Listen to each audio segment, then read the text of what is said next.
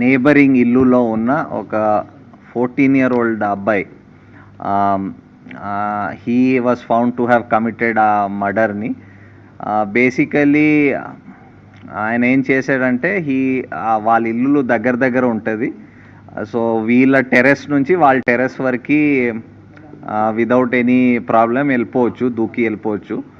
So ఆయన ప్రకారం ఆయన దూకేసి అక్కడ వెళ్ళి ఒక క్రికెట్ బ్యాట్, వాళ్ళ ఇంట్లో ఒక క్రికెట్ బ్యాట్ ఉంటుంది, ఆ క్రికెట్ బ్యాట్ దొంగతనం చేయడం అని, అది ఆయన దగ్గర పెట్టుకోవడం అని అనుకొని వెళ్ళాడు.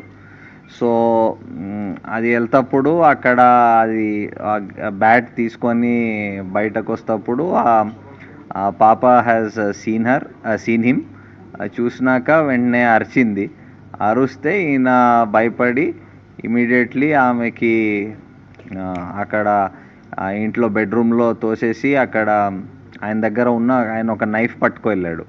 సో ఆ నైఫ్తో హీ స్టాబ్డ్ హర్ అండ్